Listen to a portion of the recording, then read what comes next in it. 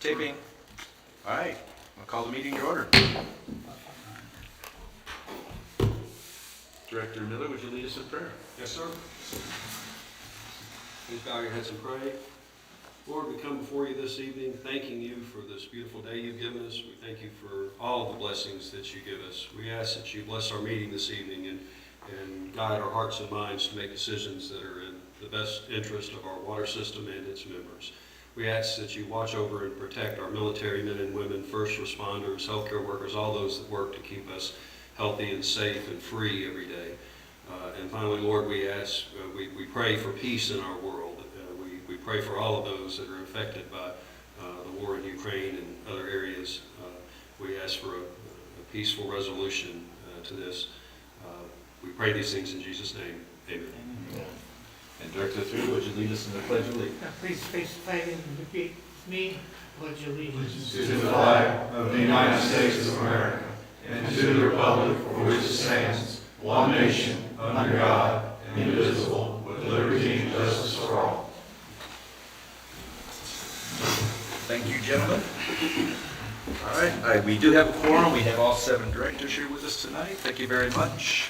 Audio and video recorders are in use.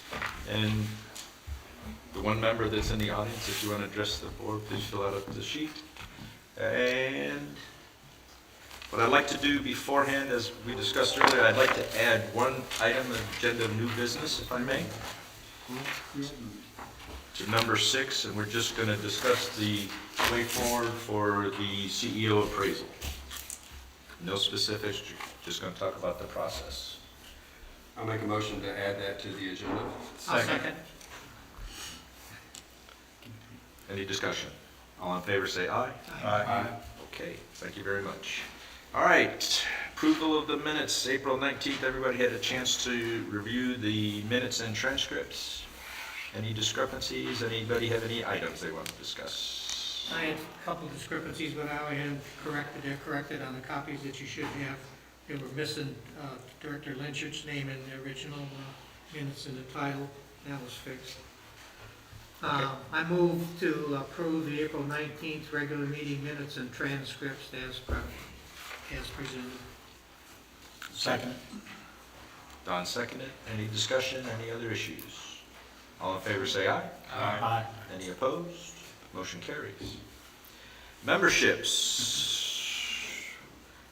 It looks like 258 new memberships, 232 cancellations, and 1 transfer. I'll make a motion to approve the 256 new, 232 canceled, and 1 transfer. Second. Any discussion? All in favor say aye. Aye. Any opposed? Motion carries. No unfinished business. All right. New business. Dallas and Mr. Ty Campbell. Sir, I have Nope. I have one request to speak, discuss something with the board, reference to financials, and then we can discuss further. Would you yield your time to Director Steele? Yes. No, I was talking to. Yes, Okay. You yield your time to me? we yield our time to you, sir. Okay. As you know, me and Director Mike sit in on the budget O&M committee every month, and every month I have the same questions as to why are there so many asterisks involved in it, and the answer is the same every month. Is because of our 1998 accounting system. In order to provide data for our monthly approval, they have to make a bunch of estimated accruals in both the income and the expense side. And so what that results in is what we're really approving is not based upon total factual data. I asked them, the CEO and Tyrus, to what they could do to fix that, and their proposal this month, which is in your thing, is an attempt to do that. They moved the closeout back 5 days, basically, so the month that we're approving now runs from the 25th of the previous month to the 24th. So for April, what they're using as the month that was from 25 March to 24 April. However, that data still has some accruals in it because it doesn't cover, you get things that don't come in time for them to be able to put the package together. So the options are, we can go back to the way we did it, which is just approving stuff that is questionable at best. The end result of all this is you'll have peaks and valleys like you have at the end of the year when you finally true everything up. You have like we had in 2020 where you have go up to $1 million in profit in 1 month, or 2021 where you lose $200,000 in 1 month. And so there's three possible fixes. One fix is we stay the way we have been doing it. The other fix is we go with this, the way Tyrus did it this month. And the third option is that we delay the board approval of, stay with a calendar month, but delay the board approval to the second meeting following the month. So in other words, next month we would approve April's financial report. And it would be based on, by that time, they assure me they're gonna have all the hard data in, so that it'll be fully trued out. And they won't have to have the thing where nowadays, when they get stuff in for April, they roll it into May's financials, and so then you got a mixed bag in May approval there. So those are the three options. My recommendation is that we forestall any approval of financials this month and go with approving the financials for the calendar month at the board meeting the second month after the month that we're approving the financials for. So in other words, for April, next month in June, we'll approve April's financials. May's financials will be approved in July. Now, we do this at the end of the year anyway, because at the end of the year, you have to do true up everything. You have to go on actuals. So if you remember, we don't do any financial approvals in January. We delayed it to February. Right. And I'm also told that the 2-month delay is the industry standard. It's the way a lot of other industry people do it, in other words, to have more factual data, to avoid the peaks and the valleys. So, my motion is that we table the approval of financial report for April until next month, and to allow them to go into the new paradigm where we approve at the second board meeting after the month, the calendar month for which they're presented. And I will second that motion. Okay. And I'm assuming staff and you have discussed it, and Ty, your folks are good. Yes, absolutely. It's desirous of that. Any other discussion? So, as I understand, so when we look at the second month, there's not gonna be any asterisks? Well, there shouldn't be any extra advertising. That's the goal? Never say never, but that's the goal. But I will tell you, there's gonna be a whole hell of a lot more factual data in there to base it on, and you won't have the data corrupted by previous months, hundreds or overs, your estimates that were off, being plowed into the month you're looking at. I'm not understanding, we meet on the third Tuesday of the month, and so, the books are closed out at the end of the calendar month of April. I'm not understanding why we're not able to. All the red arrows indicate the data that they don't have in by the time they're required to start producing the closeout package in the month. This was for the month of March, where the meeting was, they had to present the package together, put it together for us so we could have our meeting here. So they have to get it out of the weekend so we can review it, the financials. But that's 10 days into the month. Thank you. 10 days isn't enough time We got a to. 1998 accounting system, and the data don't all come in. You also got you got the last 4 days of the month. All the way to the end of the month, people got to pay their bills. So, you don't probably get a lot of payments out of it, I guess, the last week. I'm just telling you, there's a whole lot of estimated accruals in both the action, and you will improve the amount of data, you'll improve the quality of the data that they are presenting. They'll be factual at I would say a very high percentage rate. I don't know it'll be 100%, but it should be. You shouldn't see very many asterisks like we've been seeing. You shouldn't see wide swings in some of your expenses. It'll also help the budgeting process, because next year, not after this, for the next 6 months anyway, the approvals, they'll be able to use they use those approvals to build a budget. And right now, they're building it based upon a bunch of estimates that we approved that are not actually factual. Okay, any other discussion? We go from accrual, I worked in business a long time, and I'm not an accountant. I had 2 accounting classes in college, and that's why I didn't become an accountant. I became a fighter pilot instead. But dealing in accruals when I was in the business world is a tough way to do business. Yes, sir. Because you're not dealing in real facts. You don't deal in your checkbook with accruals. So, Okay, any other questions? All right, we have a motion and a second. All in favor, say aye. Aye. Any opposed? Motion carries.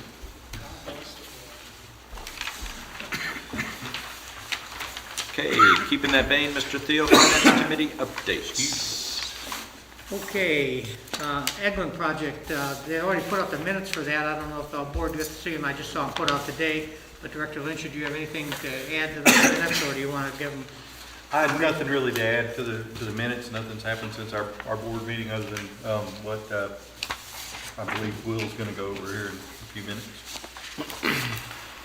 Okay, I'll leave Will keep his powder. I'll keep my powder dry for Will then.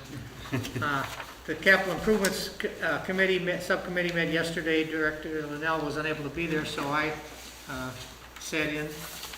And there wasn't anything significant that happened in that either. There's been a few expenditures pretty much all within budget, budgeted amounts, but again, it's a 5-year plan that we're working under, so costs come in at kind of at random time, so everything's kind of on track there, so I don't have any significant things to add there. And Director Kennedy, do you have anything else to add about that? No, sir. We will have, we'll have an update next month. Okay. That's all I have, Mr. President. I was going to ask you about the lift station, but, okay, any other comments on questions? Are you going to ask him about this? No, it's not important. I think Just to update you, we talked about the new pump truck coming in. He came in today. Oh, All right. so that'd be a big bill next month, huh? For the CIP. Yes. And Mr. President, what's your question on the lift station? that's what you gave up your new Ford 350 for. Yeah. His and the CEO's, both of them, one going in, they need to go in the shop anyway for repair. Okay. Item 3, customer service high usage procedures. Is that Mr. Pittman? It is Mr. Nick Pittman.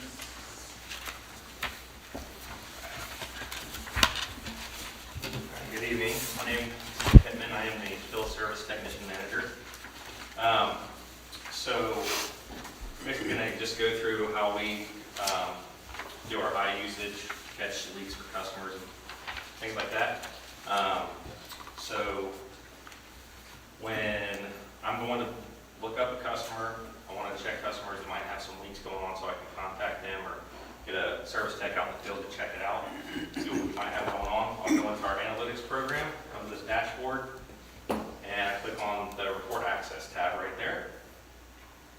That will open up this page here, where I'll open up that water continuous consumption file. This is what it looks like, and I will go back about 2.5 days. Can pick any cycle that I want to. I usually go one route at a time. And then I will set the low threshold about 10 to 20 gallons for a minimum continuous hours of 24. So basically that would show me anything that was pushing 10 to 20 gallons or more an hour for within a 24-hour period or higher. So I'll pull that report up. This is what it looks like. I have meter ID, the radio ID, customer's name, address. And then, so I'm going to be looking at this top one right here because when I pull this report, I'll put them in order from the most usage to the least usage. So the top account for James Smith was running 346 gallons an hour, roughly, for 54 hours. So when I go back into analytics, I'm going to go to device access and open that up so I can pull up the customer's account. And so as you can see, we're looking at April 24th is when that leak started. And about 6 o'clock that evening, and they were averaging anywhere between 340 to 390 gallons an hour. So I went into Black Mountain, which is our billing system, and I'll go in there and check to see if they have an email. If they got that, then I'll shoot them an email. If they do not respond, and I'm able to report again, a couple weeks, or a couple days, a couple weeks later, go back to that route or whatnot. If I haven't seen any action taken, I'll send a technician out there. If they don't have an email address on the account, I can't contact them that way, then I do give this list after I pull all the ones that I've checked and sent notifications to with the member portal information, a data log of their usage so they can see it, and the instructions on how to set their member portal. But if they don't have an email address and I can't contact them that way, then I will send text in the field with this list, and they will make contact at the house. If the customer's not there, we'll try to call them. If they can't get a hold of them that way, then they will leave a door knocker with the member portal information on that door knocker, letting them know that they have potential problem on the property. So it looks like that this customer did receive that alert and that notification, because they did, looks like they fixed their problem about somewhere on April 27th. And when I do make contact, when I do email them, I will go in our billing system, put a note on the account. When the technicians, they go out there, fill a service order out, they will put on there if they have spoken to the customer, whether in person or on the phone, or if they couldn't make contact, then they'll note on there that they left the door knocker with the member portal information. They will also leave the member portal information with the customer if they speak to them in person. Nick, I'm sorry. Yes, sir. When they're out there checking this, when the technician goes to the site, they will also be checking the meter to make sure it's not a meter issue, correct? Correct. Okay, that's Yes, part of that we can check that. identification process. Yeah, just want to make sure that there's not an issue going on with that. Ultimately, we want the customer to know that they might have an issue going on and that there are ways that they can monitor their usage and get some alerts to help them out. So once they've been alerted, they've got that information for the member portal, they can go in, and when they come up, they'll go to this website here, and all that information is on the member portal information flyer. They'll go in here and they'll click on need to set up an account, and that'll send them a link, and it'll be from do not reply at censusanalytics.com or something like that. And it's important that they check their junk or their spam folder, because actually a lot of times it goes into there. I just had a customer that was calling me and they're like, I'm not getting anything, and I asked them to check their junk folder, and they had like 4 links because they tried to go. I sent them a link and they just weren't getting it. When they saw that, they were able to get in. So they'll set that up, they'll get their email, click that link, and it'll take them to this page.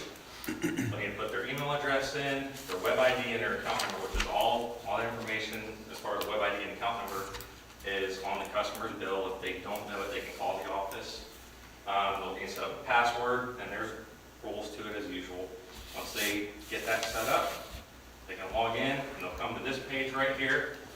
They won't have this information here yet. They'll have to actually go in and set the alerts for it to show up. So if they want to do that, which we encourage that they do, they will need to come over here on this menu on the side and click on the settings tab, which will open this up.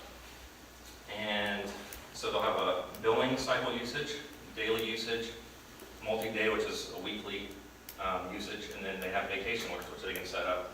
So when they log in, their information will show them about how much water they're using on a monthly average. Same thing for a daily average, and then, so on and so on. So what they can do is go in there and set their alerts, what they want to alert them at. So you see here, Amber has hers set to alert her 4,421 gallons, and she averages 4,461 on a monthly basis. So she wants to get that alert earlier, before it hits the 4,461. Same thing with the daily average.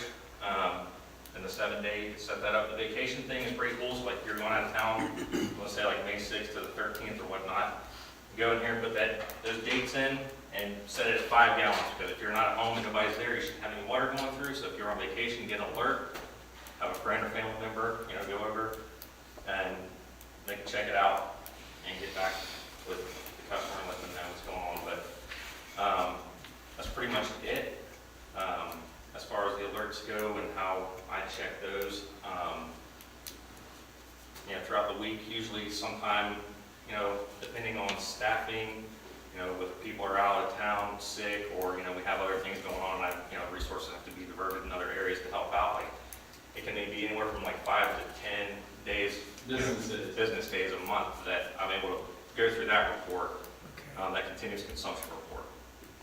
About 2.5 of those days, though, are at the beginning of the month when I'm doing the reads for the previous month, because I do a high read report as I'm finishing up reading meters, so that's kind of leads over into the continuous consumption part throughout the month. Since we had advertised and put this process and the portal itself in the paper, on the websites, how many of you had signed up over the last month? Do you know? So I can tell you, and I can find that out for you, but I can tell you that last week we had a total of 31 people for the whole week. 31, that's the most. I was one of those. Yeah, I saw it for the whole week. But from Friday the 13th all the way until Monday morning when I came into work, we had 31 sign up just over the weekend. An additional 31. Yeah, and that's the same amount we had for the whole week last week. And actually, the numbers I've been noticing, because I pulled the member portal, it's labeled customer service because that's how Census has it, or customer portal active users. But I pull that report on Mondays, Wednesdays, and Fridays, and I go through there and check to see who's new, so I can get those numbers. And I've been seeing those numbers go up slowly, but this past weekend is like the most I've seen over a weekend. Is that because bills went out? Probably because bills went out, and I would say Facebook and putting it on the website, because I've noticed since we did that, it's gone up a little bit as well. Of our 17,000 plus customers, how many are signed up? Let's see. As of yesterday, we have 2,549. Out of 17,587. It's kind of interesting to note too that some of the customers, even after we've spoken to them on the phone or have heard from them, and have emailed the member portal information explaining its benefits. They've even asked us to email it. When we go back and check, because we can look in the office to see if somebody's set up their member portal, many of them don't. So I'm not sure the reason for Has that. any of the folks that have had issues that have come to the board meetings, have they set those up in the board? I checked a few of them today, this afternoon, and they hadn't set up their member portal even after appearing in front of the board. Another interesting thing that I've noticed as well as telling Amber this is some of these people continuously that don't have their alerts set up, they continuously sign in, because I can see when they're signing in, I can see the last login time and date. And I mean, I think setting your alerts is the best option, because then you don't have to keep signing in all the time to get that whenever something happens. But, some people are just proactive too and want to, just see what's going on, so. Okay, so refresh my memory question.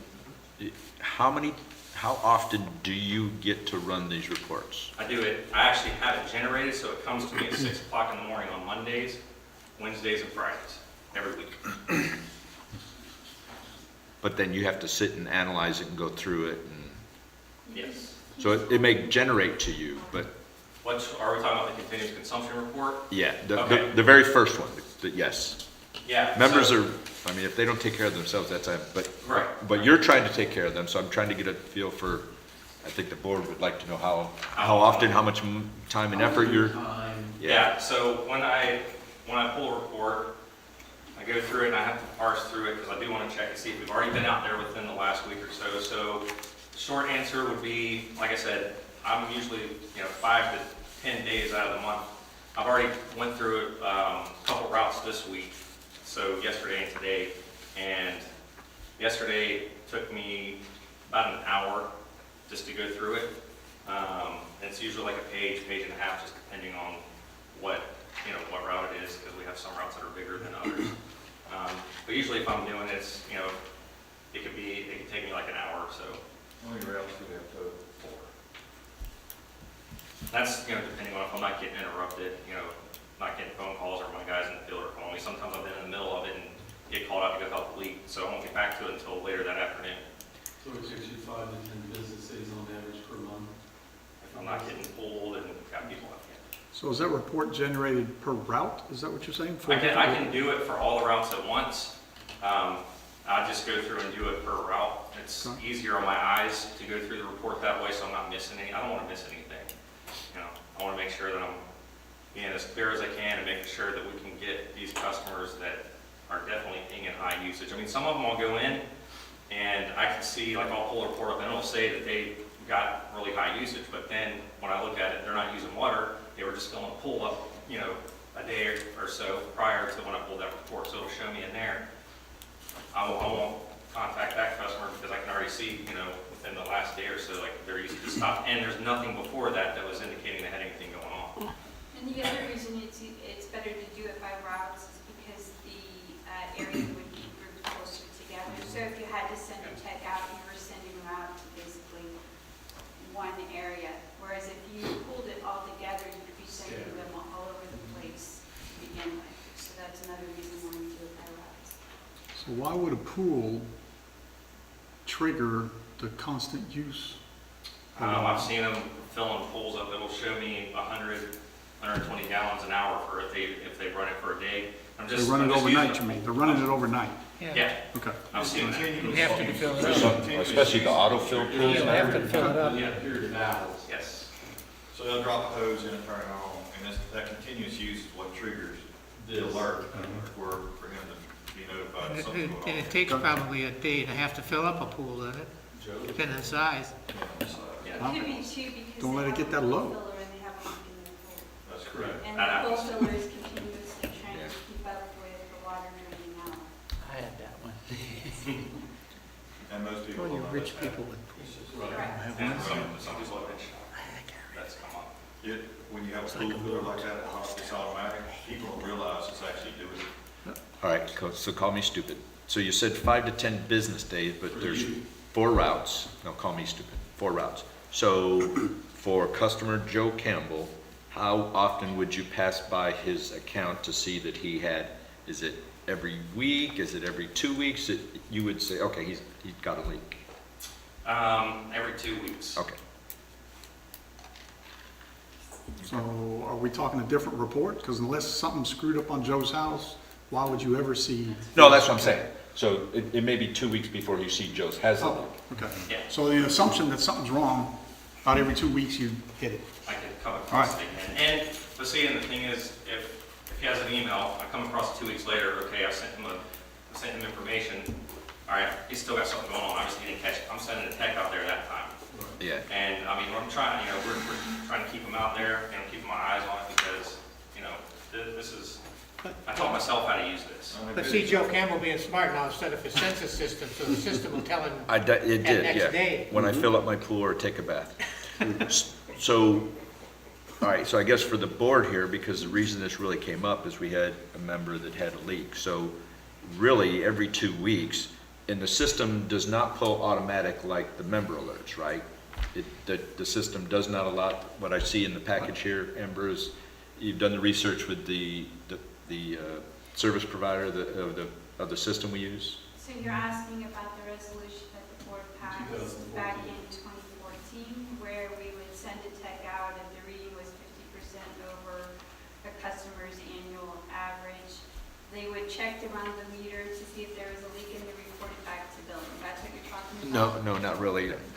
But that's what he just provided us of how he gets to that point, right? Where he goes through it and he sends it because the board said to do this back in the But day. to your point, though, it's a manual process. Check. He runs Right, a that's what I said. report, Yeah, he yeah. orders it by a number, It's a and then manual. he eyeballs Right. it. It's not a, hey, And there's no system out there in the world that would do that for us. Automatically. Automatically, kind of like the members. I'm just asking that, I mean, it may be cost prohibitive, members have come to us, so we want to be able to say, we've done due diligence, said either we have a full-time person that sits there and that's all they do to get the amount of water usage they lost.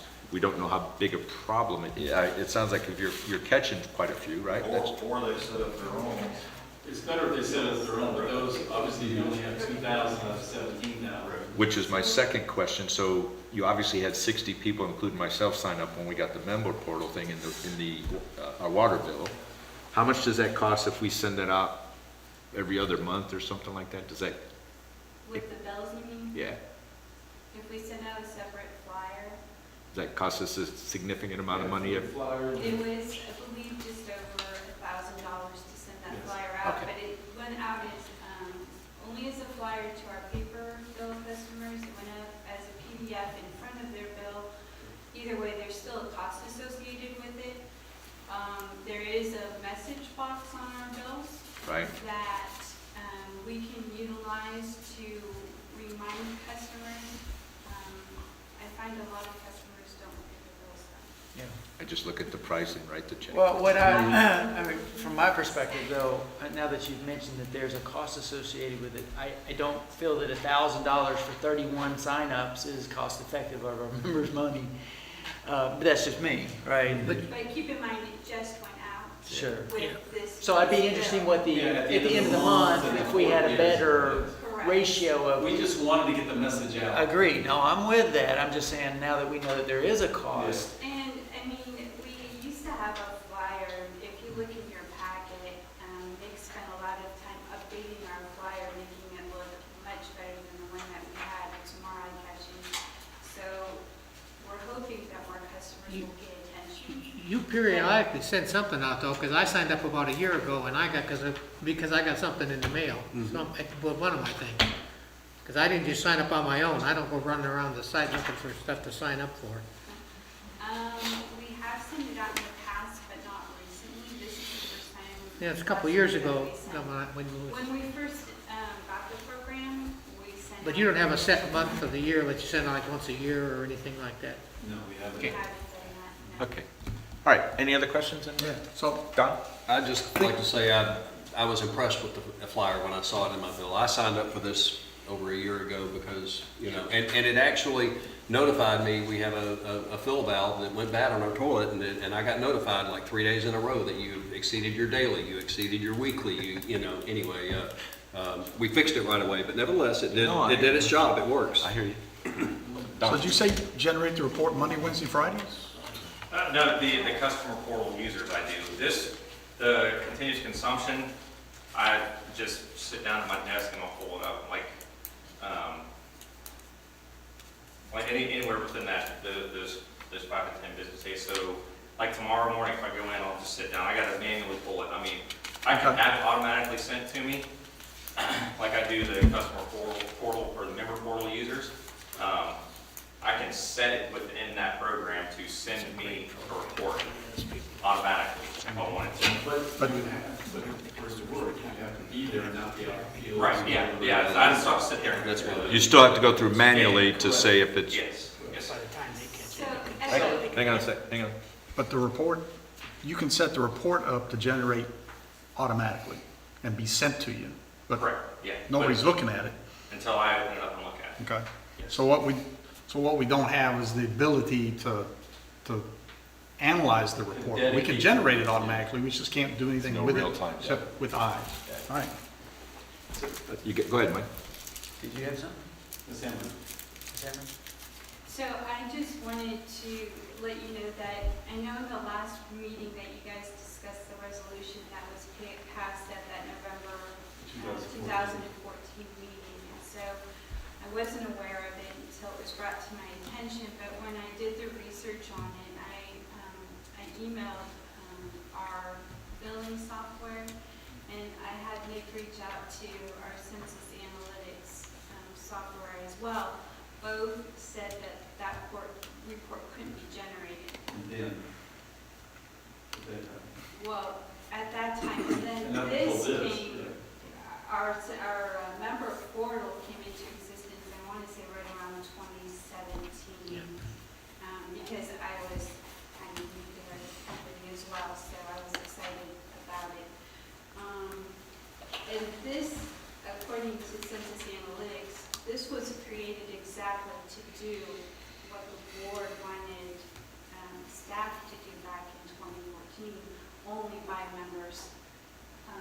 This is to alert them when their usage goes over whatever alert they set, so that they can receive an email, and instead of getting that bill in the mail where they're going, oh my goodness, I had something going on because there's no way I use this much water, they would receive an email alert. Plus, if you think back what you did 30 days ago, it's kind of hard to remember. At least it is for me. So I'm thinking, okay, did I have company? Was I doing more cleaning that day? And those are all the things that we have to remind our customers. Remember, your bill is for this period of use. What were you doing?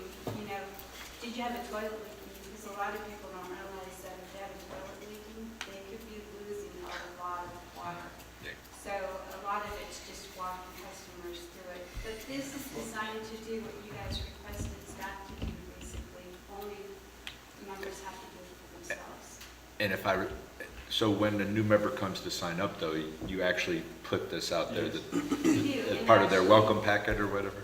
A lot of our, almost all of our service that we set up now is either done by the online application, which is awesome, or even when they come to the office, because we're closed to the public, we ask them to fill out an application and let them know that once we've inputted the information, they'll be receiving a completed service agreement along with documents that they really need to look at. And the member portal is one of the documents that we always email out. Okay. All right, any other questions for staff? Yeah. Go ahead, Mike. Amber, or Mr. Pittman, you kind of alluded to the fact that you can see people like logging on and checking and everything like that. You did a great job on the presentation, by the way. And what I was thinking, just as a recommendation, is Mr. Pittman do a video that's posted on the website of exactly how you set up thresholds. Because I think some people, when they get in, they get a little scared. So, you know, I don't know whether to push this button, push that button. I don't know what that means. So I thought, I felt comfortable doing it now. And the vacation thing, right on. Exactly. So anyway, just lobbing that out there. Exactly. And you were very comfortable up there. So I thought. You did a very good job. Thank you. All right, moving on. Thank you very much. Any last? Amber, you good? Okay. All right. Okay, any last board for that? All right, item number 4, Mr. Dunaway, permits. Yes, sir. At the last board meeting, the board asked staff to prepare, to research and prepare a letter to the Water Management District to get clarification on the interpretation of the permit. And so a copy of that letter that's in draft, and I wanted you to take an opportunity, I can go through it with you to show you the questions that we are proposing to ask Water Management District. So the overall issue, to remind you, is that the permit and the Holly Navarre Water System's 20-year policy regarding it has been, it requires us to have in place a rate structure which encourages the conservation of water.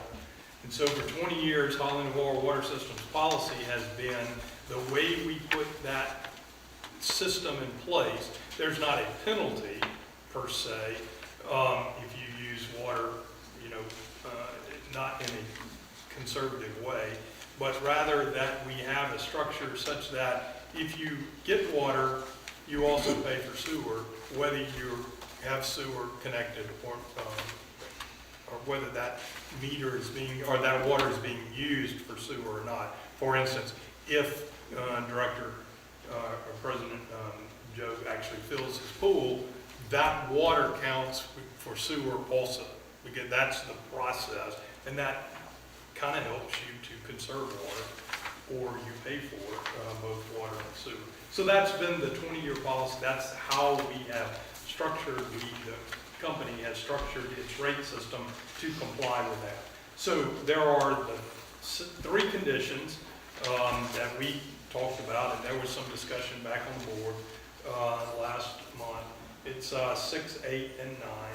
And then we lay out what those are, and then we lay out in there the company's interpretation, i.e. how we interpret those and how we have put those in effect.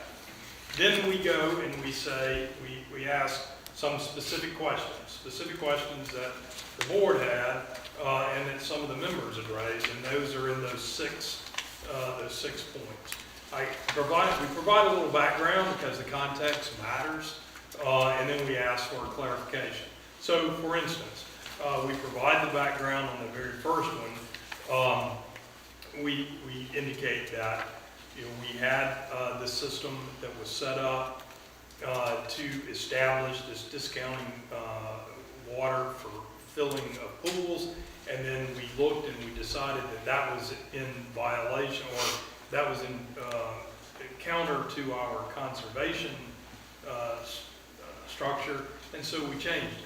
So we asked the question. The clarification we're asking is, does the permit condition allow this board to establish a policy of discounting water for pool fields or other similar discounts, such as one-time discount for growing sod in on a new yard, or would such a policy be a violation of the spirit and intent of the condition of the permit?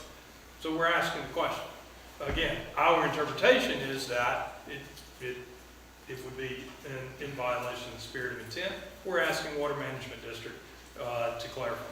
Number two, we're saying the company does not discount sewer charges for water that does not make it back to the sewer system, just like I was explaining.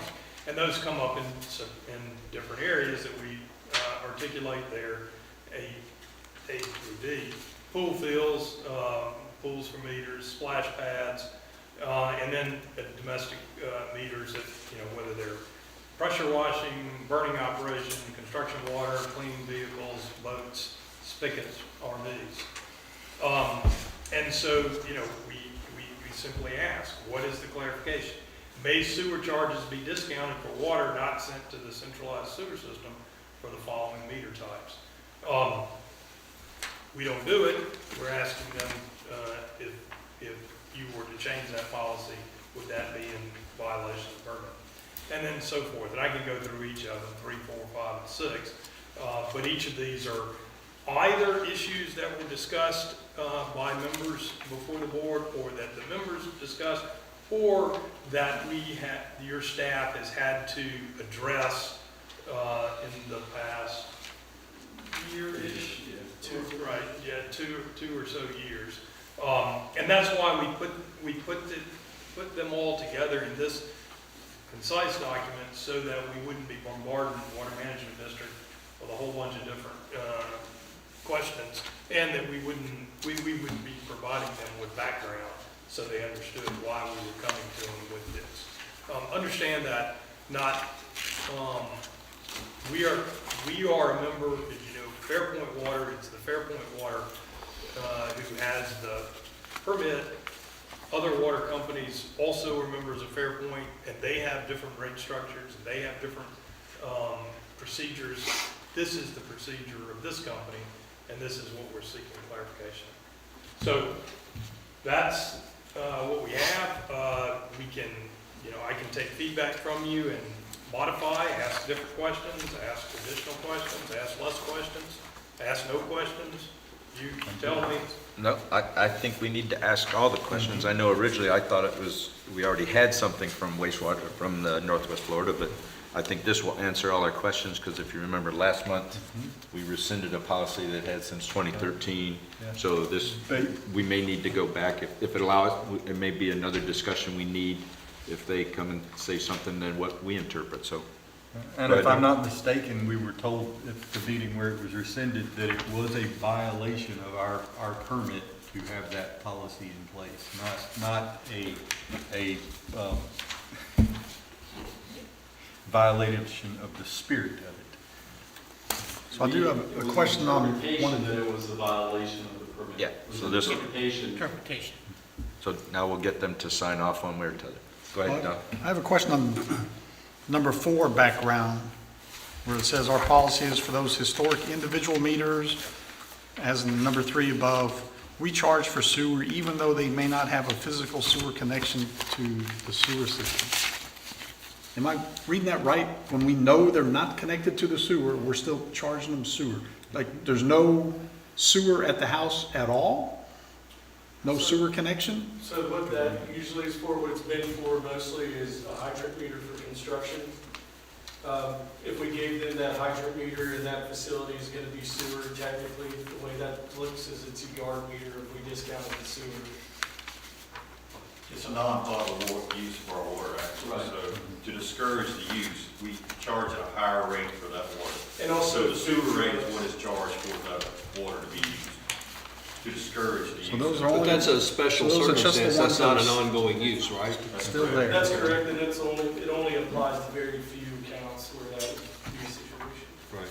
Right. Hang on. You get your answer? I believe, Okay, go ahead.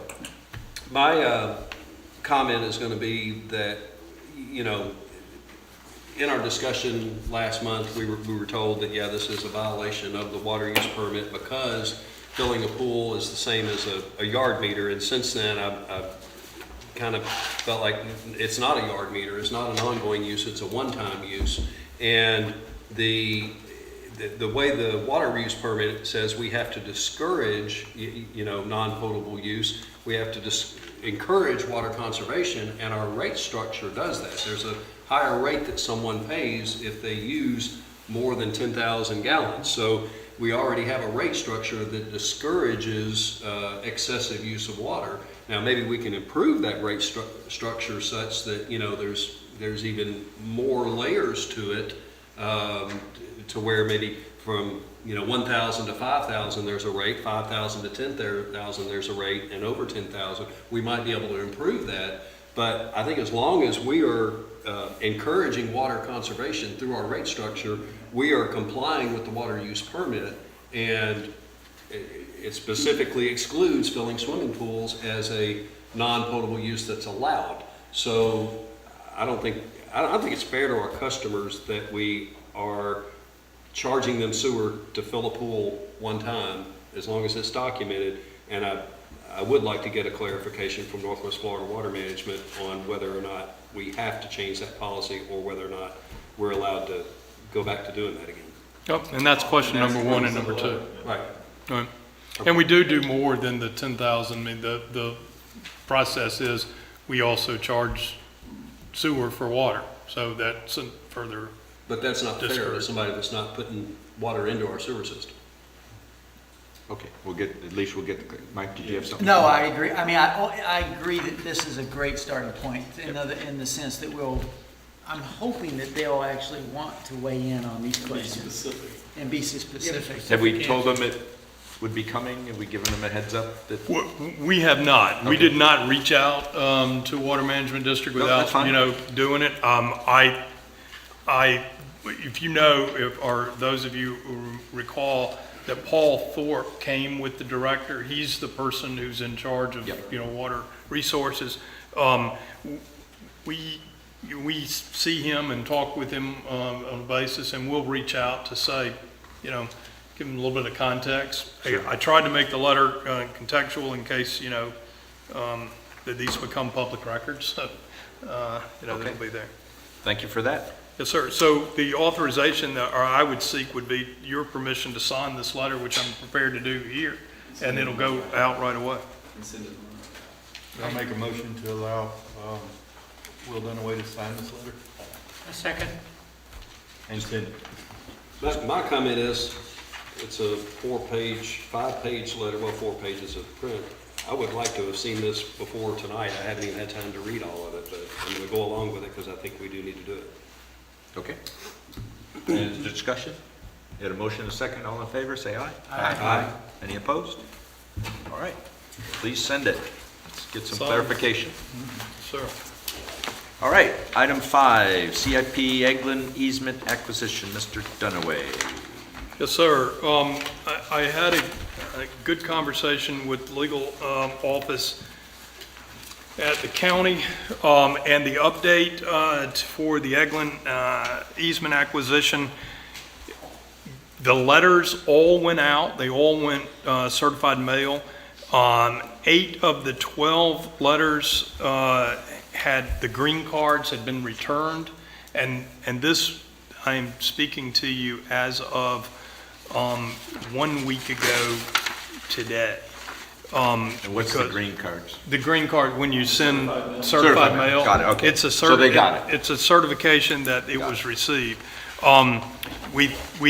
Two of them had come back the day that I called and was talking, so it is possible that the other have come back.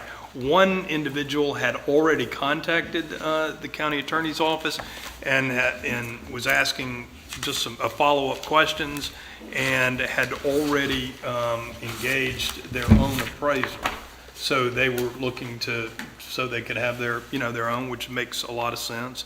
And that there was some anticipation that we would be hearing back on a price. Otherwise, we have not heard from, the county attorney's office had not heard from anyone who was, saying, yes, send me a check. But again, that's where the process was as far as what's out there. The next step, of course, is that we hope some of them, all of them, will say, yes, send me a check. And if that's the case, then we need to have the funds available to send them. That's the number that you see on your the minutes on 119,400. That's the total appraised value of all the easements which went out to individuals with letters requesting or notifying them of this process. So again, they can come back with a, yes, I'll accept that amount, please, send it and let's do a closing. Or they can come back and say, well, I really think it's worth X, and then we can have a conversation and decide about how much. At some point, their wants will exceed the value of the property, and that's why the county has police powers, because the county can exercise those through authorizing me to file a complaint to quick take. Right, and so again, this is you working with the county. 'Cause This is the county, this is a county action. Got it. To acquire through the process, the notification process began the eminent domain process. Got it, okay. So explain to me again why this is our money to start with? Dallas or somebody? So, and again, I'll defer to the CEO, but it's your money either now or it's your money later. And it's not all your money, it's based on the MOU, the proportion of the sharing cost share. Got it, okay. The question all right. is, what would make this go quicker, and how quickly you can cut checks, and that's, we're not there yet. I had hoped to be able to report to you that, we had 3 people who were waiting on their check. That's not the case tonight, but I don't know that in the next month it might not be at some point. What's the percentage, Dallas, that we're gonna get back? Do you know off the top of your head? If you hadn't asked me, I could have told you. Daryl, do you remember? It's based on the capacity, I think we were gonna. Yeah, I think 16%. No, it's more than that, isn't it? Was it 473? Yeah, I think we were 73% and they were 27. So my question then really to the finance folks is, we have this in the bank and this is dedicated to For the Eglin project, Yes. right, the CIP? I do have a question. Go ahead, Mr. Dunaway, is the idea to put the 119,000 in your escrow account, or in the county escrow account? The Director, that actually had not been determined. Mr. Danheiser was very clear that he wanted Holly Navarre to handle this process because he didn't have the staff and to be able to do it. And so the details of that process are not known. But here is what we do know, and that is, let's say that we hear back from none of these individuals. Then at some point, the county, and this will be the county's decision, I would assume that at some point you would, make a recommendation if they hadn't made that decision. The process allows us to, on day 30, to file the complaint. Now, I think they're probably going to want to wait longer than the 30 days because they're going to want to try to, let's try and work this out. But at some point, let's assume that we don't hear from any of them. The way that works is that we would file the complaint, and when I say we, the Center of the county county. would file the complaint that we prepared. And at that time, with that filing, we have to also deposit into the registry of the court the good faith estimate for that property that we are taking, which is this figure. So if we were told on day 31, hey, let's go, giddy up, then we're gonna need those funds to deposit into the registry of the court, not into a legal escrow. I guess that was my question, was could the check come from hauling of our water system, or was it necessary for it to come from Santa Rosa County, since technically Santa Rosa County is the one that's acquiring the lease? The clerk of court will not care. Okay. Once it's That in was the the question. court, once it's in the clerk's funds, then it will be, it'll be designated for this case number, and they won't care where the funds came. We will want to maintain a receipt so that we can turn it into the county, but it won't matter from a legal person from that perspective. What, if someone plays hardball and says, okay, we're not selling, we're getting our own attorney, we're gonna do this, what is the time frame? How long can they drag this out and?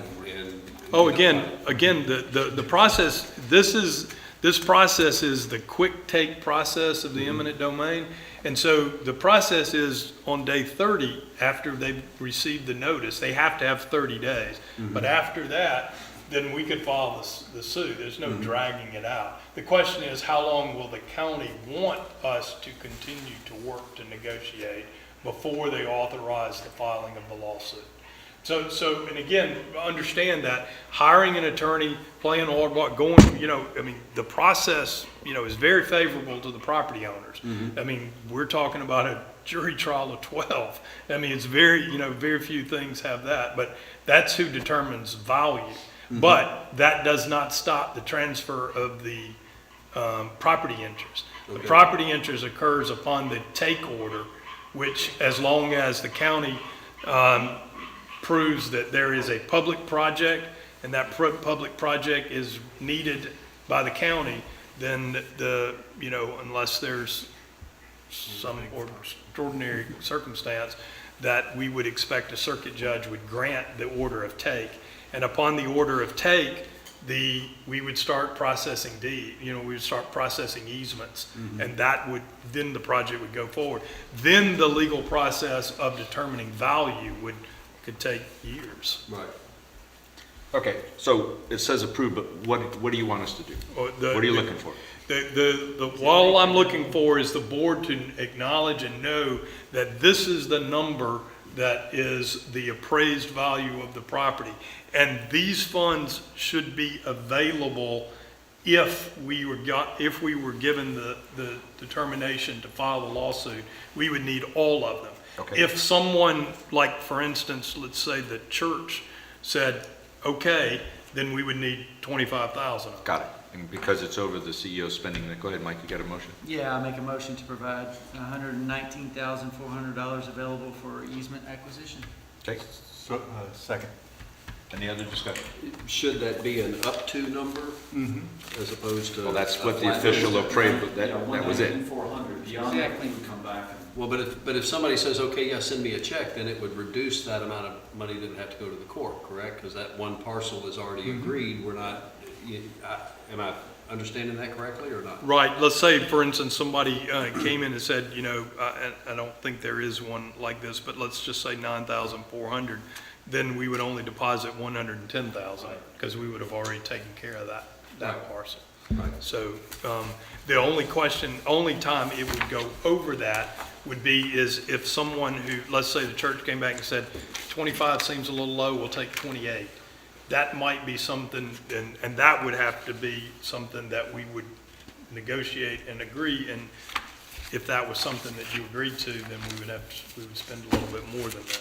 That's the But right appraisal. now, But if we reach that agreement, then that money would not go into the escrow, it would go to that particular property owner, correct? Correct. Right. Right. Okay, 119.4 covers is being allocated to cover the easements, period, Expected regardless of value. where the money goes. Yes. If it goes to the individuals because they agree to it right away, it comes out of there, and then when it goes to the court, they only get what's left. Right. And the only time it would be more is if you agreed to pay someone more than the But appraised you'd have value. to come back to the board for that, wouldn't you? Right. okay, motion and a second, any other discussion? All in favor, say aye. Aye. Aye. Any opposed? Motion carries. Okay, item number 6, CEO appraisal. You should have got the email, and Emerald has packets there. It's a big old thing like this. We owe it to our CEO to give some feedback. So at the very back of that, it's a whole lot of finance and everything, but at the very back of that, there's a proposal that the HR folks put together for CEOs. So what I've asked the board to do is look through that, get any notes you have.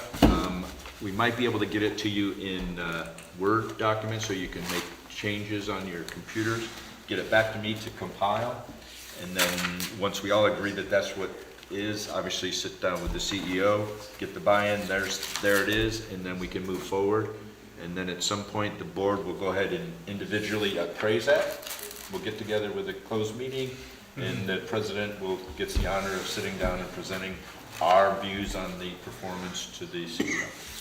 Go ahead. So will we have I guess, will we have a You will board get, meeting? we will get, you'll be able to, everybody will rate individually, Okay, right? all right. And then I'll collate them all together. Oh, okay. So, you know, I'll rate a 1, you rate a 10, and then that means a 5, or But whatever. will we come together to do Check, that? yes, Okay. we will all sit together and it'll be a Okay. collective, and then, I guess my question is, are we only, no, if there's anything else that's not in there, because there's some percentages in there that you may not agree with, or there's, right, I guess my question though is, are we only giving feedback to the questions? Are you actually wanting to do an evaluation in the middle of the year? no, well, first of all, we all agree that that's what we're doing, because we owe, the CEO should be able to look at it and say, yeah, you know, that's a fair assessment of, not the rating, but what I'm being rated on. There you go. Right. That's where So- I'm sure we're agreeing Yeah, so that we are. 100% performance is not, but 95% may, or whatever the case may be. So really, I'm looking for the director's feedback to put it together on what HR started, Yep. and then we all agree on that, and then, And then you'll meet with the Right. CEO to and make here's, sure that here's this what we, is right, and agreed. then we'll barter, okay, this is right, all based on job description and contract. Right. Yep. And Okay, then- okay, wait a second. We're not- So are we going to, we're going to do our part individually on Right. these? Right. And we're going to send them to you. Right? And then, once you've compiled them, we It's as a not- board are going to have a meeting. Check. Okay, Yes. so it's not that once And this is you not, compile them, right, you're not gonna rating, send it to right, them. you're not rating Okay. now, you're looking at what HR Yeah, put together. exactly, Yeah, exactly. yeah. But that's not, We're something building we a said. rating checklist, and once that's done, then Right. we'll all get Exactly. together. Yeah. So we're gonna provide feedback on what we think the criteria should be. Based on the job description and what HR has put Yep. together. Right. Yep. Okay, And then we'll get the real grading. and then hopefully, Right. okay. How's next Tuesday to me? Too much time? Not enough time? Yes, can we go one more week out? Okay, 2 Like- weeks from today, whatever that is? Yeah. Oh, because the Memorial Day weekend, right? Mhm. How about 1 June? Yep. Okay.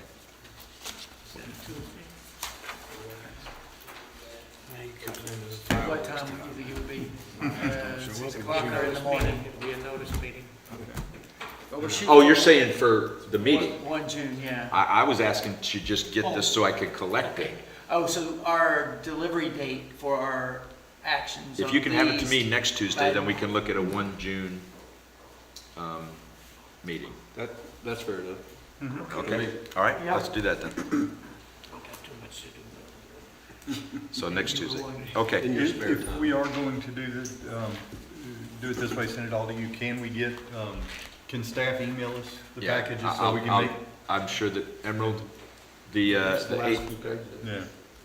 do you think Dallas at staff would be able to get us a Word document so we could make any changes on it? Talk to HR, I haven't seen it, so. All right.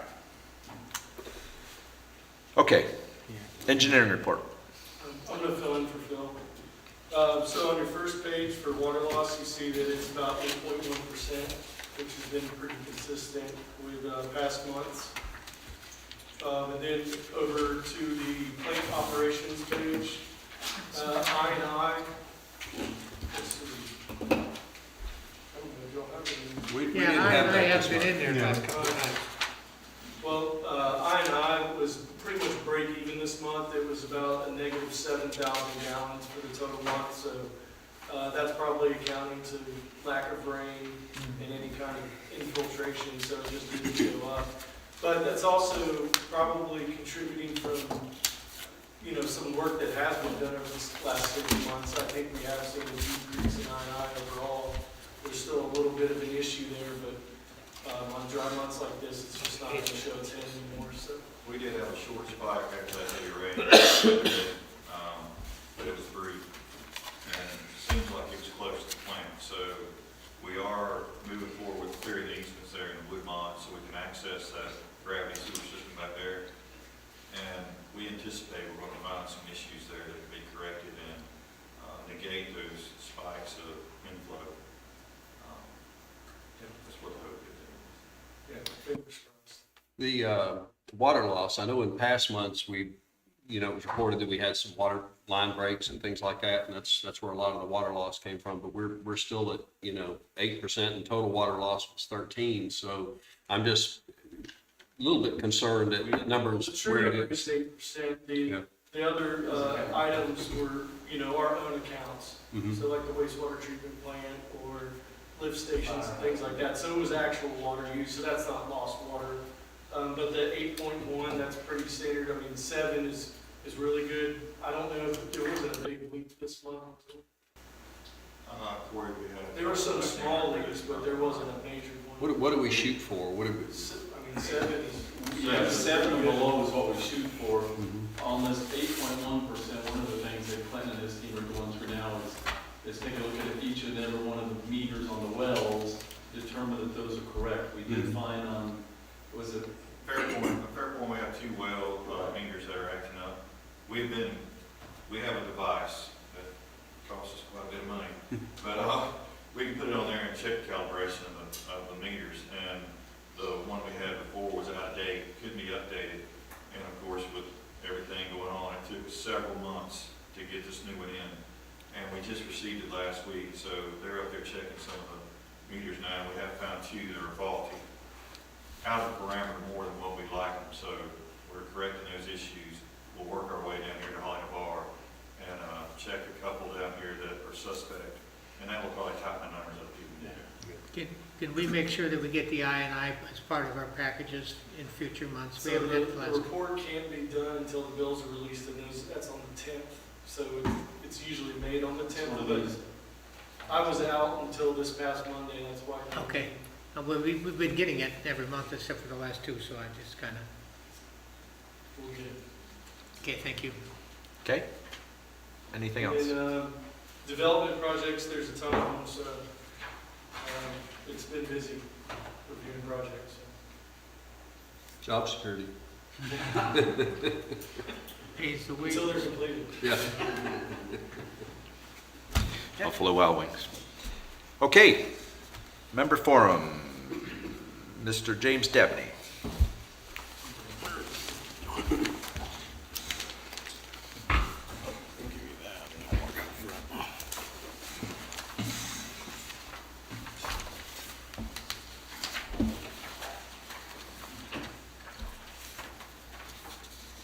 I feel like I'm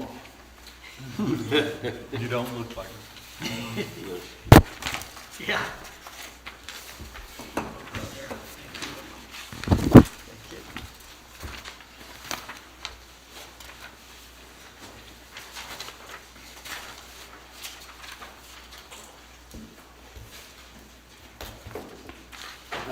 James Dabney, 8495 Highway 98, there, Memorial Parkway. I come before you guys tonight asking to figure out how we've come to the conclusion that I do not have taps on property that was purchased in 2014. I've spoken with Dallas, several other people. trying to figure out Emerald, and they've informed me that my taps on the property were removed, and I think 2008 was the dates that I was told. I have previously spoken to the previous owner to the property, which was the Pullums, and purchased the property with the assumption that those meters were there, being that he says they were there. So I come in front of the board tonight to find out what's going to be done to get these taps put back in. I gave you the service orders that was presented to me in an email. Shows that in that service order, the meter was to be pulled. Nowhere in that meter does it, or in that form does it say taps are to be removed.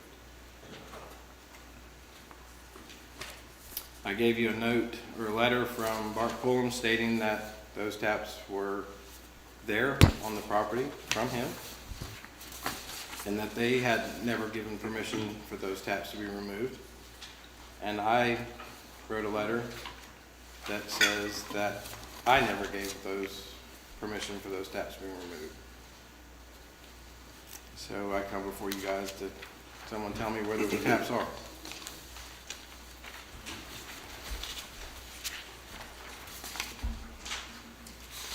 Okay, so you purchased in 2014. And was Bart Pullen the owner, or was his dad? They were the owners. Their corporation is the owners.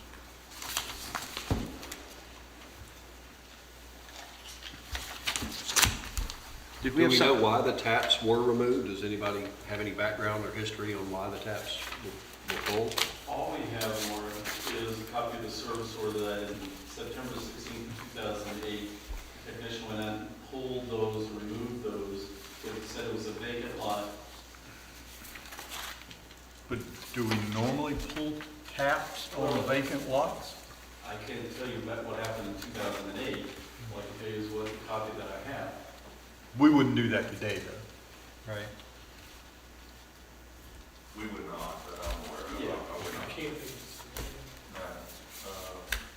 The only thing I can add to one little bit of history that I have been told about is the line over there had to be relocated due to a traffic signal.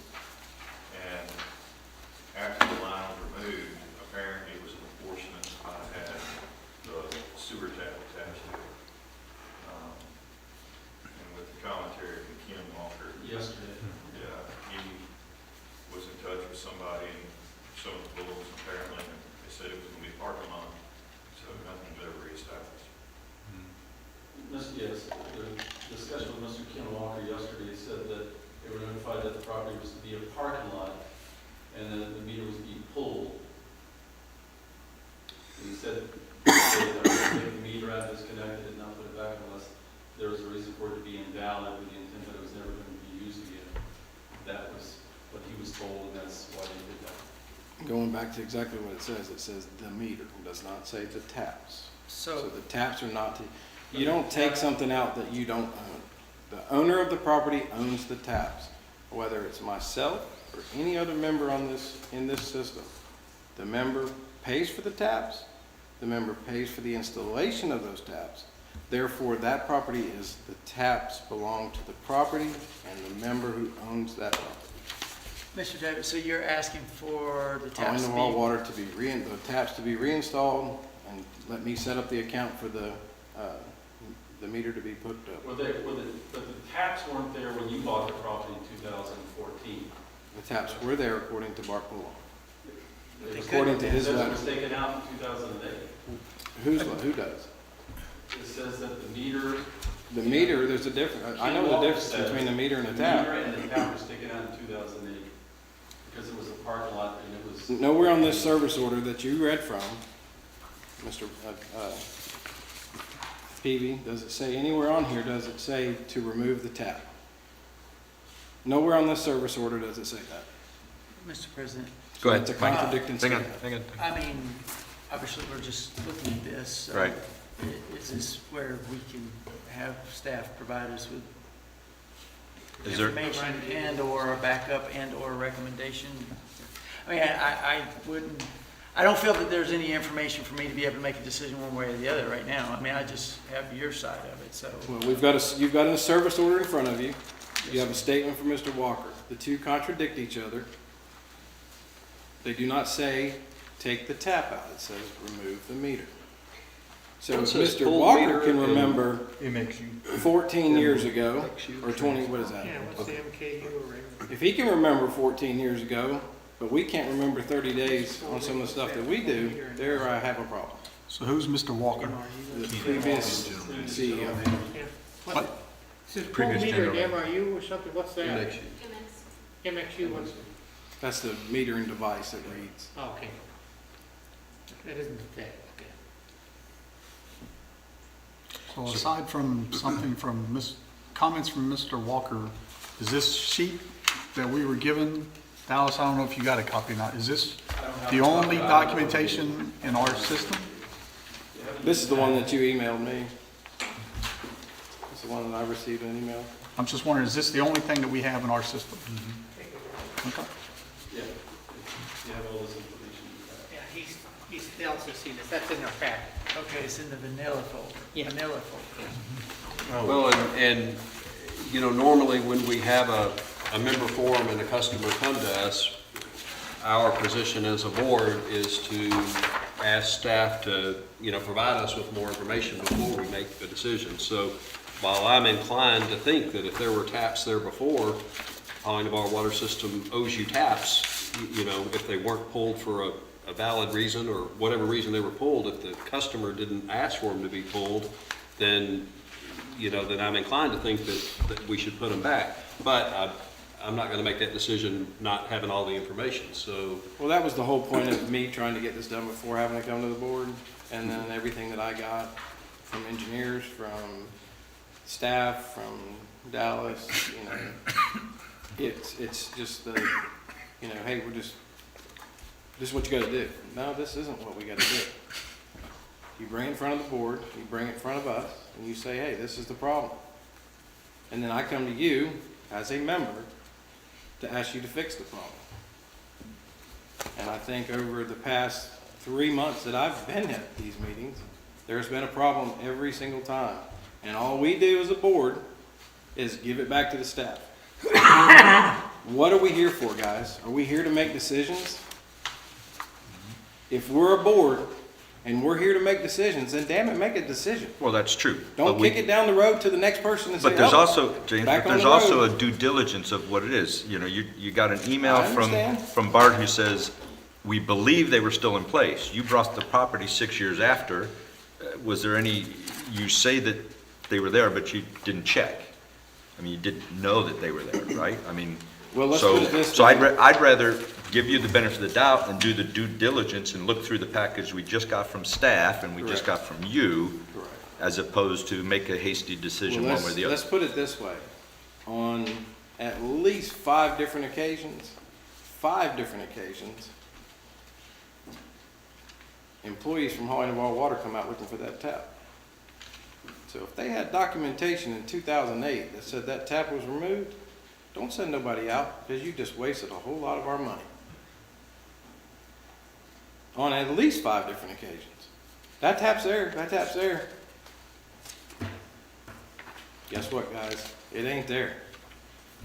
Well, I mean, Dr. Peavy, if I'm looking at this now, the correct documentation, you've laid out to Mr. Dabney the next steps Yes. to, so we're not gonna perform any work for commercial developments, blah, blah, blah, blah, blah. Did, Mr. Dabney, the steps that were laid out by Dr. Peavy, you, again, since we're just now looking at this, you find them that you cannot comply with the next steps? And it has nothing to do with the next steps. I don't have to do the next steps if the taps were still there under those situations. I have no problem going down and setting up an account. That's the only thing I should have to do. Period. There is no other steps other than going down, paying another $5 membership, and getting my water tap. Here's my meter, here's my number, here's my billing address. send me a bill and put me on ACH, because I don't want to have to worry about it. Okay.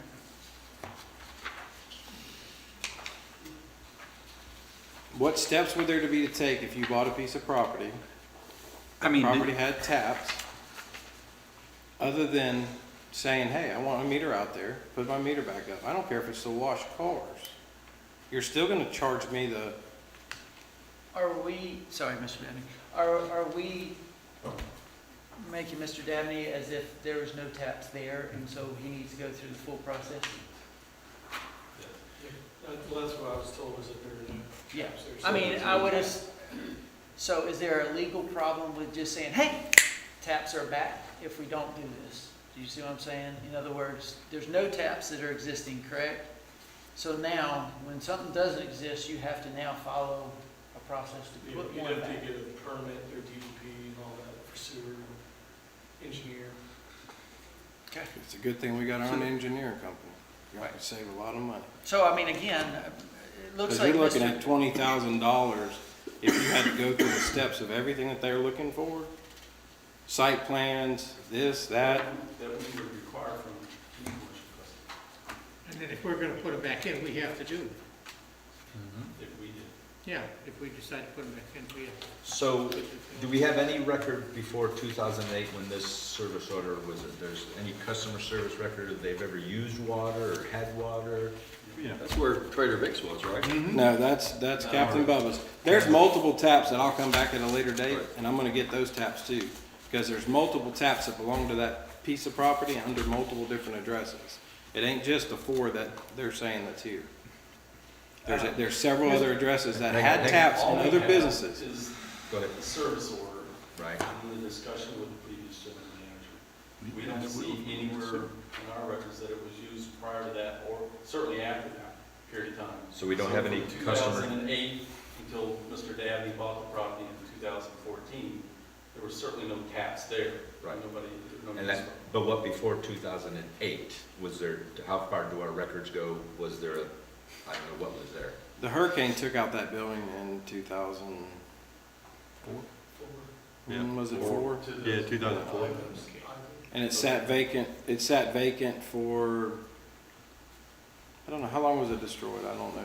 It was, Do we have any records that indicate that we had provided water and sewer to that site from, for 2004 when we go further back? That's way back there, isn't it? Yeah, that's, Is there I mean, if a, there was a restaurant in operation there, we were obviously providing water and sewer. Obviously. oh, the sewer tank is still sitting there. I mean, Mr. President, The lift station? and I would ask legal here as did well. you review this, legal counsel? Have you taken a look at this? I guess the question I have is what we have is a member that's stating his taps are gone, and now there needs to be a process to get them back. And I don't feel that we should be making that decision right here, right now. I mean, I have no clues with if there are legal ramifications, whether we're taking on the burden. Do you have any sage advice? So, I mean, if the question is the company responsible for replacing taps? From a legal perspective, I mean, commercial property is sold caveat emptor, right? Buyer beware. So the question is that were there taps there in 2014? If the question then becomes, if they were, who removed them between 14 and today? The company has no record of removing taps since 2014. Or 2008. Right. The question then becomes, did the company illegally trespass upon someone else's commercial property and remove their tap? I don't know the answer to that. There is no evidence that indicates that that's the case. Mr. Dabney is asking for the company to replace private taps that were on commercial property that he bought, and he stated when he started that he purchased the property in 2014 with the understanding that the taps were in place. If he's now determined that the taps are not in place, he has a legal recourse to the seller of the property, or he can come before the board as he has today and ask you to do them a favor. But don't we have a record of every tap and the ERUs they pay to get that tap, you know, for commercial property? I mean, isn't that part of our record keeping or not? Yeah, it states right here in the paperwork that I was provided that that property was, and I don't have my glasses, but back in 1997, it was a tap for, it was $1,000 tap paid on that property, and the property adjacent to it had a 230 seat tap paid. I mean, I think if we took it out and we don't have a signed work order, we should put them back. No, and I don't think that, this is one of those things that's kind of like another one we had in the past where we really got the wrong person up there having a complaint because it's a shame that it's a board member. But if any other member of this system has the same problem, I think we should do something for them as well.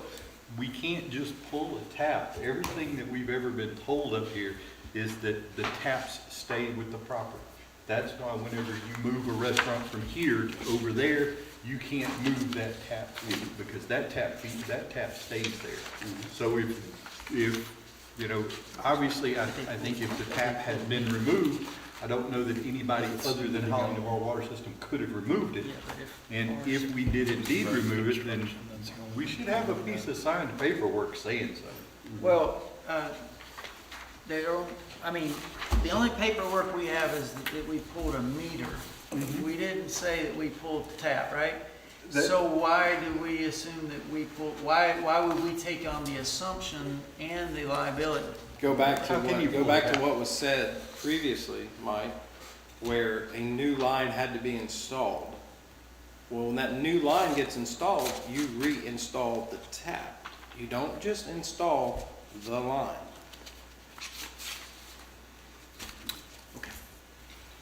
And obviously, this Mike L. and Barbara are long since gone. We have no clue who they are back in 2008. So we're trying to solve sins of the past. Who was on the board at this time in 2008? James? So the other question I have, because somewhere along the line it was not, did I not hear somewhere that there was a construction in 98? Did Corey or somebody mention that? From what I understand, there was a construction on 98 to put a red light. That red light. Mm-hmm. Okay. The So- road, 87 used to go down and just have a Y, it didn't go straight through like it does now. And there were stop signs at each end.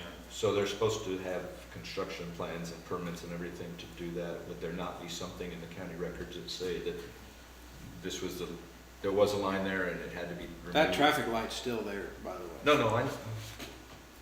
No, the traffic light pot for the ground construction. I'm quite certain DOT probably has some type of records of Okay. plans that they did back in the day. all right. I kind of like Mike, I want to delve into it a little more to do the right thing. I get what legal's saying, you know, you purchase a commercial property as is. The fact that Mr. Pullum says that they believe they were still in place, well, he sold the property, he's a real, sorry. No, So that's not the only thing that he says, though. It's Yeah. not the only thing he says. No. He says he did not ask it, he did not ask for it to be removed. So to their knowledge, he's 2008. Well, let me ask Pullum this, was what, would 13 taps years old? only be moved by a water system, by Holland of our water system? I just want to be fair We would to have to give I mean, if we weren't doing the work, but it was our lines and a contractor was doing it, we would have to tell them not to put something back. Like as in kind, they're moving that water line or sewer line or whatever it is, whatever's there. We would have told them to put that back at it. That's So correct. when you relocate a line, you reestablish service. I mean, I was just going with Mr. Dabney's thought process, that if something was moved and a new line was put in, you were saying a new line was put, a new service line was, There's a fire hydrant still there. yeah. So, Again, Mike, this happened, way back. nobody's got information on Right, any. so, and I'm not sure if Bonnie Bar actually did the relocation of the lines, or the state had somebody contract to do it. A lot of water in the breeze, so. Yeah. I'm just trying to think, when was the traffic light signal put in? That thing is old. I can't believe it's still sitting there. Yeah. That's back in the 90s, I would say. Yeah. Well, and the restaurant was there 2000. since then, so. That's what I'm saying. The tap would have had to have been there for the restaurant to That was my operate. point. If the meter base is still there, or the light base is still there, then where did the taps go? Because the line was relocated in the 90s. The restaurant was operating in 2004. Well, The restaurant and, was, was operational, but I can't remember what day Captain Bubba's got wiped out, and then they built. 2004. September And 14, then they built this 2004. building that you have now. Was that's a different property. That's two properties over. The property you're talking about is to the far west side. The of it. far, far west side, next to the apartment complexes. The actual Captain Bubba's property and Philip Bernard's place. Right, when they had the grocery store. Correct. That's the property that is in question. So a couple of us have mentioned Go ahead. not necessarily making a decision now, I'd like to get some more information. So my question is, what's the other information that we need? What needs to be done to come back, or either for our staff to make a decision or us to make a decision? What's the other stuff that we need done? I would like a timeline. I'd like for the construction plans and the permits to be looked at. You know, this Mike, L, and Barb, I mean, is the staff's recommendation still what you sent him on the letter? So staff's recommendation is, if you looked on the letter, he has to go through the whole process. That's staff's recommendation. Well, that's why he's here. right? Yep. And the cost of this is around 20 grand, James, you said? By the time you do everything, site engineer plans, drawings, whatever you do, that's what you'll spend, with including the tap fees and time you have a guy come out and tap a 6-inch line, or I think it's a sewer 6, water's at 8. Not on that side. Water 6. Go ahead, Mike. I know water's 6. I know that because I tapped it. Either way, somebody has to go through the full process, right? Because that tap's not there, and we gotta go through, somebody's going through it. It's If you want $8,000 to taps. make a tap. Okay. Or if the taps were established there and the lot was vacant, somebody will put business in there, what's the process? If the service lines were up out of the ground, Yes. it's a single service development where the developer would still have to provide the meter assembly, but it's a much scaled down process than the full development. The reason that that's so intensified is because you have to have a DEP permit, and that requires an engineer to sign and seal the plans and the permit. And that's what's gonna be required here. Well, since we're replacing something that was already there, I mean, It's I'm not sure why you need a connection to the new centralized permit. system, so DEP looks at it like it's a whole. If it was sticking up out of the ground, it'd be a different story. I mean, I'm not opposed to sending someone out there with, a few shovels, and because I mean, I just can't see them being gone, Dallas. I'm being honest with you. I know we've used this telegraphic thing, and I just can't see, with all the stuff that's there, somebody did not come in there and start digging. There's So- fiber optic. We've already looked for the lines, We have, and you can't find anything. no, I mean, we're talking about a 3/4 inch service line with a little brass tab on the end of it. Because if they've taken the taps and the meter and the whatever else they took out, then you're looking for a 3/4 inch line with a brass cap on the end of it. And for me, Mr. Dabney, where I have I mean, I understand the problem 100%, and I sympathize with you, but where I have a problem is we have no documentation that says that we remove the taps. nor do they. And nor do you have documentation that said that we remove the taps. So we would all be going on the assumption then that we should incur the costs, and that's where I have the problem. And here's the problem with that, Mike, and as simple as this is, it's pretty simple in my eyes. Nobody is gonna go dig a shovel on Highway 98 without a permit, and damn sure not gonna go into our lines without one of us being notified somehow, way or form, that, hey, you digging a shovel on 98, 6.5 feet in the ground. 6.5 feet in the ground. Now tell me how we didn't do that. I understand. That 6.5 should be the feet normal in the process. ground is how deep that water is. I understand. before or after 2014? Right. It would, that would be the question, that would be the Well, the next question. thing I'll do is I'll bring Bart, pull him up here, and he can stand in front of this thing and say that you all didn't have permission to do it. So what are we gonna do there? We're gonna kick the can down the road again? That's the original one. Or the son? That's the son, which is still the same original owner. Yeah, it was a corporation, I think. Corporation, it was an LLC, it was, I would still, Mr. President, I'd still like to ask some pointed question to staff and/or legal myself. I would not be interested. I agree. I want some, the permits for the construction plans are of interest to me, just because you shouldn't be able to do, well, sorry, this is Santa Rosa County. You shouldn't be able to do anything without a permit, right? DOT. So somewhere should say, okay, here's the line, here's where we're putting this light, here's where, oh, there's a water line, okay, we need to remove it or whatever. but here's the problem with that. That light was installed prior to till 2008. It was installed prior to that. You're talking about the 1990s. Yeah. So that line, that new line that we're having the discussion about, was installed in the 90s. Okay. So from the 90s till 2008, 2014, 2022, where did the taps go? Who took them out? Agreed, that is the question. Well, I can assure you a property owner's not gonna go say, hey, go ahead and take my tap out. I paid $1,000 for it, but you can have it. Don't worry about it. Okay. Because that tap, today's value is not $1,000. What I'd like to do is. And there's two taps, I'd it's like a to water and a sewer. So that, those two taps are well exceeding $10,000. Okay. If nobody's willing to make a motion, I would like some more detailed information, timeline down, the legal reading here is purchased, what was the word you used, Mr. Bennett? Caveat emptor, buyer beware. As is? As is.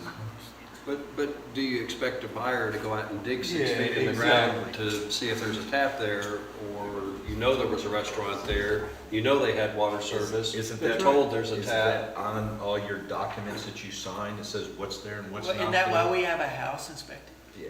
So But they don't. Even a house inspection, you don't dig down to your water lines and look and see what you have. I'm You know, just saying. Commercial property. you gotta be reasonable. Well, He you're says not gonna to deal dig, with commercial property. you're gonna dig down.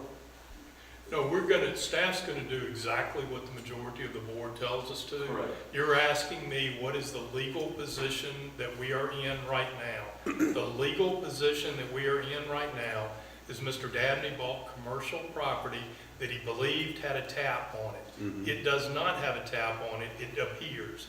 Mr. Dabney has told us that the previous owner told him it had a tap. That seems to be incorrect. And Mr. Dabney has said that the previous owner says he didn't authorize it to be removed. All we know is a small note from Ken Walker, the previous administrator, who said the meter was removed, we know the meter was removed, the tap was removed because it's gonna be a parking lot. Never, Did the no, whoa. Did- Nowhere in any of that mail that you have, Mr. Dunaway, does it say the tap is to be removed. Nothing that you have in front of you says that. So reiterate what you just said Okay, and put it in the correct I stand form. corrected at that. And thank you. Mr. Dabney has provided a report that says the meter was removed. The indication from Mr. Walker was that the tap was removed. But does Mr. Walker work here anymore? I'm Does just- he have documentation that says that the tap was to be removed? If you're gonna take a man's word, then you're gonna take my word. No. I said you couldn't, so put it back. All right. And that's exactly what a trier of fact would do. It would evaluate the witnesses, assess the credibility, and make a determination. That's what Mr. Dabney's asking the board to do. So for staff's purposes, certainly from legal, we would need your direction. And I heard you say you want a timeline, which we can certainly provide, and we can provide whatever else that you need to provide this decision. Ultimately, it will be a decision that Mr. Dabney is asking you. Right, and to- in that, you're already given it, but if you could put your, obviously, legal opinion, Yeah. and there's a difference between what's legal and what's right. So I'd like to But, ask a clarifying point. Go ahead. Well, I think, I just heard Will say that the note from Ken says the tap was to be removed. Did I hear that correctly? What Mr. Walker said was that, yes, they removed the meter and the tap because it was going to be a vacant lot.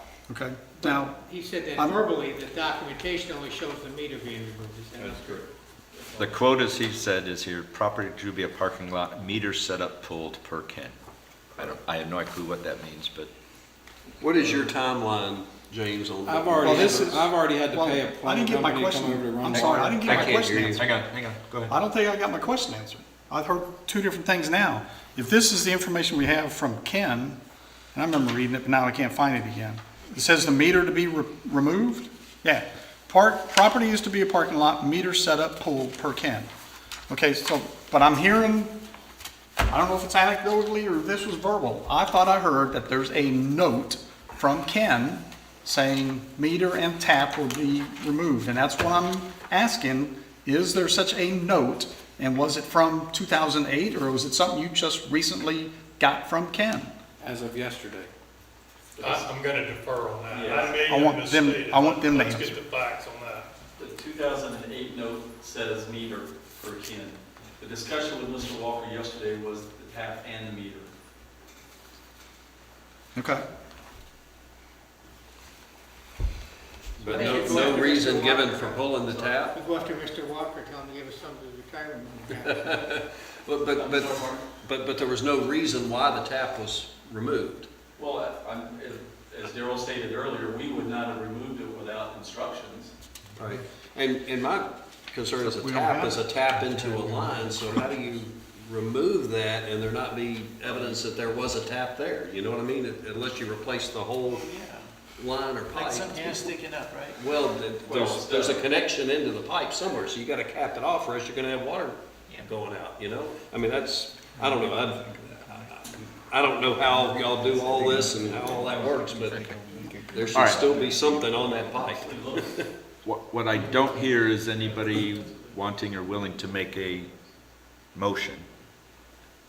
I really, James, to be fair to you, I want more than just this, and hearsay and that, and if that means dragging in Ken Walker and two of us sitting there and interrogating him or whatever, before I make a decision. We know the legal opinion is you're not entitled to it because it's as is. That's not the right answer for you. So I just like to put more, what is the right thing to do based on what the water system did or didn't do. That's what I would like to do. Yeah. And not hearing another motion. I didn't hear James' answer to my question. I'm sorry, go ahead. What is your timeline?